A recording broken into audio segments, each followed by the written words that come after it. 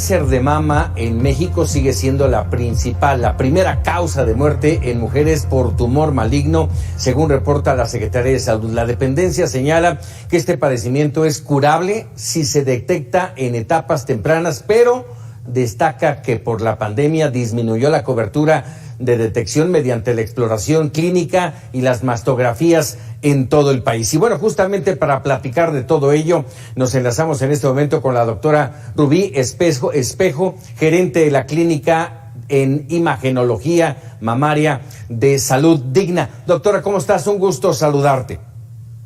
Francisco, buenas noches, ¿cómo estás? Muchas gracias aquí por el espacio. Muchas gracias. A ver, yo quisiera hacer una precisión y espero que tú me apoyes. Hablamos del cáncer de mama y hablamos nada más de mujeres. Esto también debe de preocuparnos a los hombres, ¿es correcto?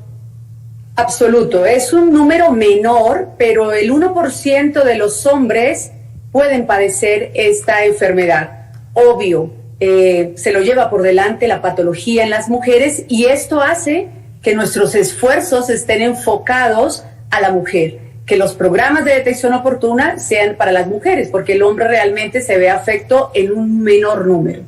Octubre, Rosa, es el mes de la concientización de esta enfermedad, del cáncer de mama. ¿Qué se tiene que hacer? ¿Qué es lo que tenemos que hacer que es urgente? Mira, lo primero que tenemos que hacer es que es el mes en que mandamos el mensaje, el mes en que estamos pidiendo que se haga conciencia que es una realidad, pero es un octubre que debe durar todo el año. ¿Qué tenemos que hacer? Bajar la angustia que nos puede dar hoy en día la pandemia. La pandemia, lo decías tú al principio, nos paralizó e hizo que mucha gente no fuera a hacerse sus estudios. Reportaba el Forbes que 7 mujeres de 10 dejaron de hacerse sus estudios en el 2020. Dejaron de ir a los controles, dejaron de ir a sus consultas, dejaron de hacerse todo. Entonces dejemos ya el pánico, actuemos y vayamos a hacernos una mamografía. Ya sigue la pandemia, debemos aprender a vivir, reinventarnos y hacernos nuestros estudios de detección oportuna. Entonces, levantémonos y vamos a hacernos una mastografía. ¿A partir de qué edad? Y si nos puedes decir cuáles son los factores de riesgo.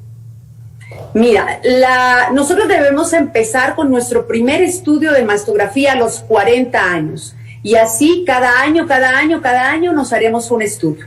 Solo hay un factor de riesgo mayor, y estamos hablando de esto que dices tú, factores hereditarios, factores de la misma paciente porque haya tenido antecedentes de radiación por un cáncer en otro lugar, pues va a ir antes, y esto se lo tiene que decir su especialista.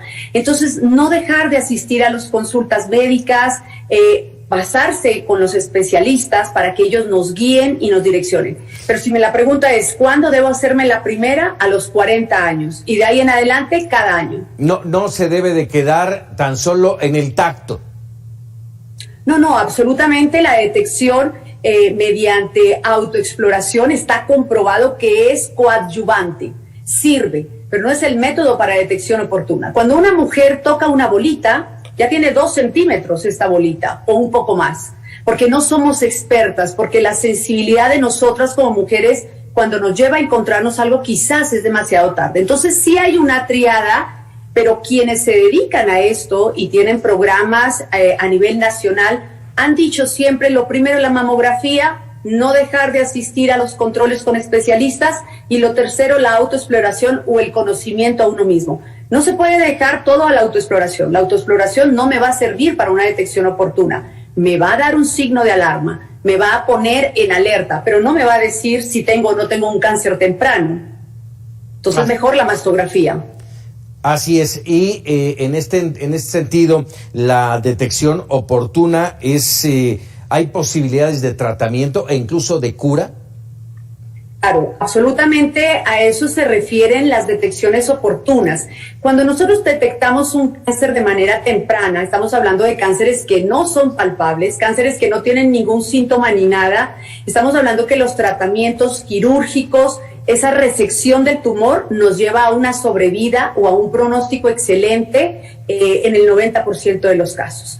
Lastimosamente, nuestro país sigue detectando los cánceres en etapas avanzadas o que llamamos localmente avanzadas. Esto quiere decir cánceres de mayor tamaño. Las últimas publicaciones que se hicieron en 2019 que hace el INEGI demuestra cómo la mayoría de los cánceres estaban en etapas avanzadas, no en etapas tempranas, y eso es una tristeza, porque no se hacen mastografías de manera oportuna. A ver, déjame nada más reiterar el tema de los factores de riesgo, el fumar, te preguntaría, el embarazo puede ser un factor de riesgo. No sé si el caso de quienes tengan implantes sea un factor de riesgo. Mira, los factores de riesgo son muchísimos, pero hay cosas interesantísimas. Hay factores de riesgo que no podemos evitar, que no se pueden corregir. El primero, somos mujeres.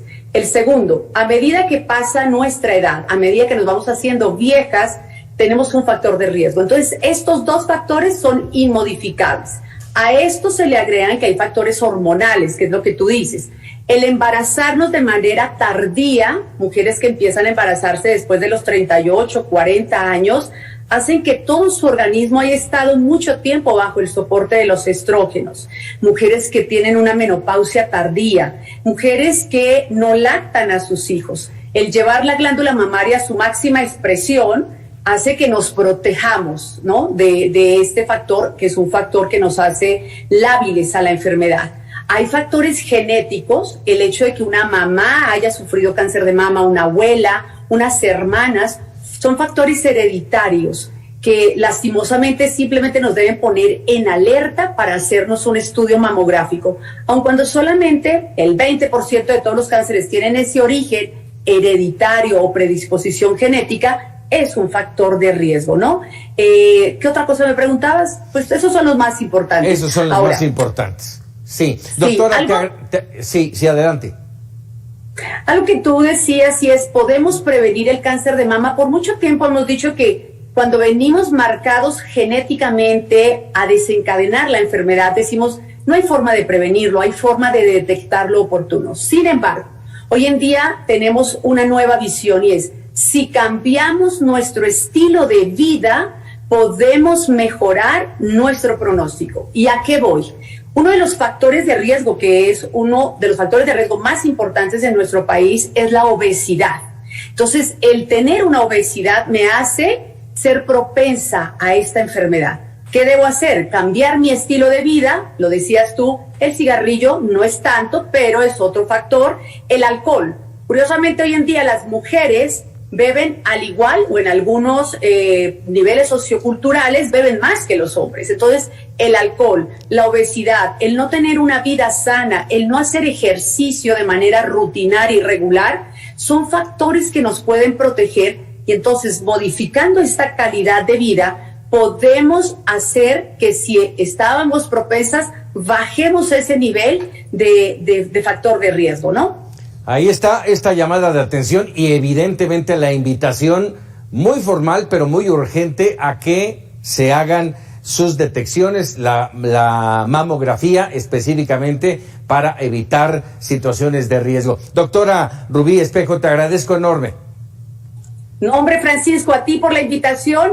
Todo el mundo cordialmente invitado a hacerse su mamografía. Salud Digna está abierta para todos. Tenemos 139 clínicas en toda la República Mexicana. Y, Francisco, 19 de octubre, Día Internacional Cáncer de Mama. Que no se les olvide, y que estén atentas de las redes, de nuestras redes Salud Digna, porque tenemos unos regalos maravillosos. Te lo voy a adelantar, aquí, la exclusiva. Vamos a regalar 10,000 mamografías el día 19 de octubre. Uf. Entonces, que la gente no se desconecte, que la gente esté en nuestras redes, y van a tener noticias muy interesantes. Así será. No va a haber disculpa. Claro que no hay disculpa, doctora. Muchísimas gracias. Muy buenas noches.